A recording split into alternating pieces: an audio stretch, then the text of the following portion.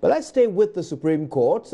They've also struck out Special Prosecutor Martin Amidu as a defendant in the case challenging his eligibility for the position of Office of Special Prosecutor. Special Prosecutor is the position.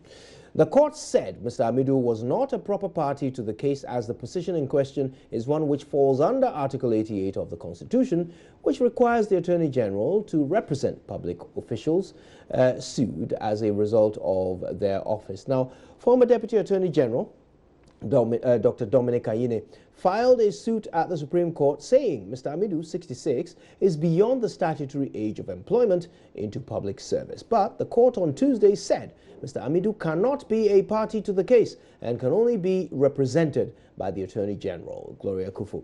Kwesi Parker Wilson was in court. He joins me now.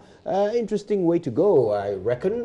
They are saying that the person Dr. Dominic Ayine is seeking action against cannot be a defendant. Of course, yeah, I mean, that's what the court is saying, clearly, that he cannot be a defendant in this particular case because just as the Deputy Attorney General argued in court, that if you read Article 88, what it says is that any case against the state, and here the state including public officials, it is being represented by the Office of the Attorney General.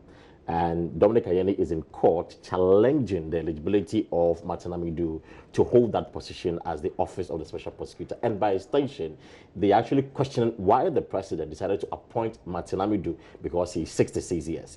Now, if the president is being represented by the Office of the Attorney General, it means that Martin Amidu should also be represented by the Attorney General, and that he cannot be a party to this particular case. And so when Tony Lita, in fact, counsel for the plaintiff, raised the argument, in fact, they had actually dragged Martin Amidu into the whole thing. And they thought that, I mean, because he was part of the whole thing, they should, you know, drag him into the case. But it was a little back and forth, and the judges pronounced that Martin Amidu cannot be a party to this case. Again, there was another issue raised in court today about the issues for determination. Already, we understand by both counsels that they've had engagement in times past, but they were not able to firm on the issues to be determined by the court. And today in court, they wanted the judges to actually guide them on what the issues should be so that they can also, you know, determine those issues in court. But at the end of the day, the judges actually gave them 14 days to agree on the issues and then present their issues to them so that they can debate on the merits of those issues. Right. Now, I'll tell you what, we've been joined on the phone by the former Deputy Attorney General, Dr. Dominic Ayine, the man who took this matter to court. Dr. Ayine, good afternoon, and thank you for your time. Good afternoon to you, and good afternoon to your listeners. Right. Now, I'm curious, how are you taking this, this particular ruling of the Supreme Court? I mean, the subject of your action, the person who you are seeking action to be taken against, is now no longer a defendant. Does this shift the goalpost for you? Well, yeah. First of all, we have to put the suit in context. Remember that this is a constitutional action, an action founded on the original jurisdiction of the Supreme Court to interpret and enforce the provisions of the Constitution. So basically, it is to uphold the integrity of the Constitution itself. This is not an action, as the lawyers say, an action in personam against Martin Amidu.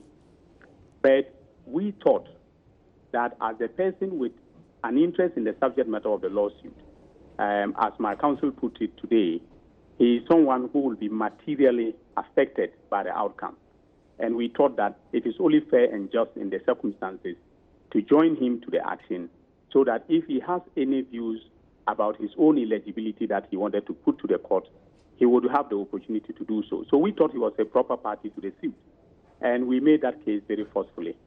The Deputy Attorney General, representing the Attorney General, thought that this is a case in which, we are dealing with basically the enforcement of the Constitution.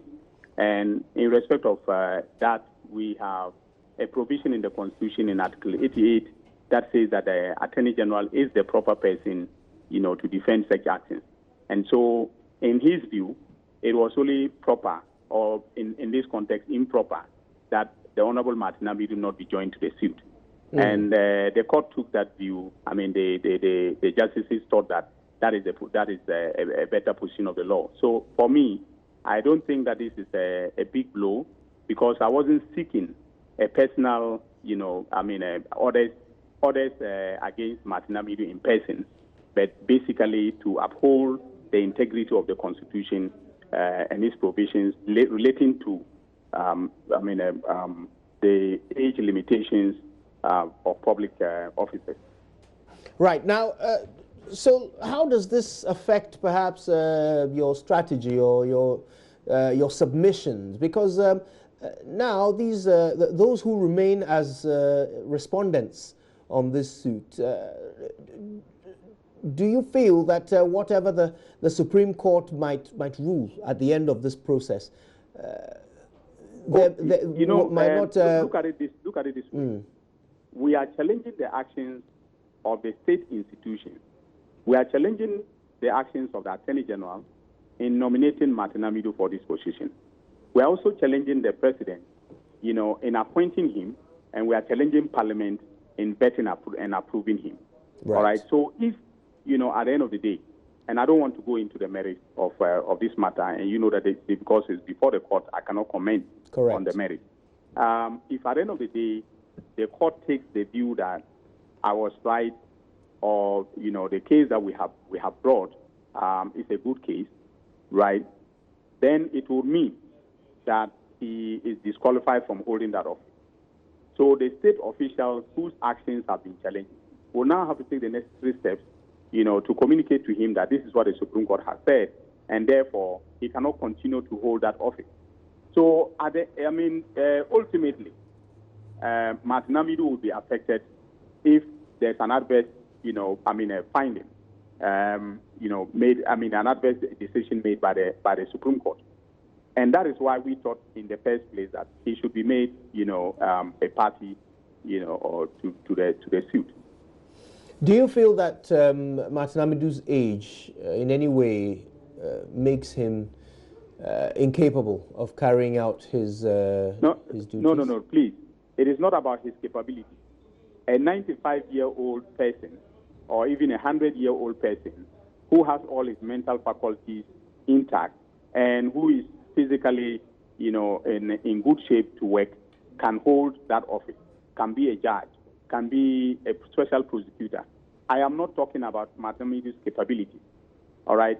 In this suit, we are looking at whether or not the constitutional limitation on age has been breached. That's all. That's the singular issue that we are looking at. So please don't mischaracterize the purpose of the suit in court. The purpose of the suit is not to challenge Martin Amidu's capabilities, all right, just because he's, of a certain age. It is because the Constitution saw it fit, to prescribe certain limitations on age. Right. Now, if the Supreme Court upholds your argument, then Martin Amidu will have to be removed from the position, and we'd have to go through a process of selecting a new... That is so. Yeah. Okay. Now, is it just this position that you feel the Constitution, prescribes, that age limit for, or is it all appointments? And do you feel there haven't been examples in the past of people above that age being put into positions of this nature? Sorry, I think I didn't get the latter part of the question. I'm just asking whether your argument pertains only to the position of Office of Special Prosecutor, or do you feel that all positions of this nature are affected by your argument? And have there not been examples in the past under successive governments of people above 66 being appointed? In terms of the constitutional framework governing the public sector, the Constitution prescribes the retirement age for, the categories of persons, who serve in the public service, and that age is 60 years, and may be extended for another 5 years, okay, making it a maximum of 65 years. Now, as Ghanaians, as a country, do we want to uphold what the Constitution prescribes or not? Or do we want our government to be able to say, despite what the Constitution has prescribed, it can appoint persons of, say 66 years and above, into the public service? Okay, so if this question is answered in the affirmative, which I think it should be because that is what the Constitution prescribes, then it means that all other persons above 65 years who have been given full-time appointments in the public service must, be asked to resign, or they must be fired. Right. Okay. So for me, it's a larger issue, and sometimes in Ghana we tend to personalize matters, and make it look like someone has a beef a bone to pick with another person. That is why he has brought the action. Okay, but I'm a true believer in the rule of law. I'm a true believer in constitutionalism. The fact that the powers of government must be limited and are limitable under the Constitution. And if the Constitution has limited the powers of state with respect to appointment into the public service, there's no reason why we should sit by while the president is appointing persons who are above the age prescribed by the Constitution. So that is the reason why I just want to uphold the Constitution. It could have been another person, all right? And I hear there's an action that has been brought by someone else challenging the appointment of the current Controlling Accountant General. I'm not privy to the pleadings, and I cannot say what the issue is, but I am told that it also relates to his age. So Right. it's a larger, public interest matter that we have to take up. And if we think that as a country, we do not want limits, age limits on employment in the public sector, we should amend Article 195 of the Constitution, Okay. and then make it, open-ended, that Now, every person can work till they drop dead. Dr. Aine, you've been given 14 days. Your team has been given 14 days to agree on the issues for determination along with the defendants. Do you think that's enough time? Will we be able to achieve this? Oh, it is enough time. I mean, I'm sure because my lawyer wrote to the Attorney General and proposed a set of issues, and the Attorney General thought that there were some other issues that they wanted to place on the table. Okay, so they wrote back. And because we didn't want those issues placed on the table because we thought they were non-issues, we decided to go ahead and file our memorandum of issues, and then the Attorney General also filed their memorandum of issues. So that is how come that we had two memoranda of issues before the court. Right. And what the court told us is to go and then, try to bring back to court, to fuse them and bring back to court a comprehensive memorandum of issues, pertaining to the adjudication. That's all that we're going to do. It's not something that should take us even a day or two. So I'm sure we'll be back in court very soon. All right, Dr. Dominic Aine, thank you very much for your time with us.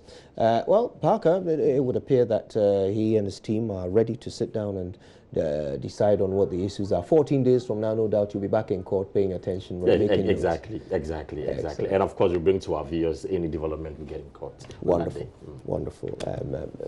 Kwesi Parker Wilson is our correspondent, and we'll be hearing more from him as this case unfolds.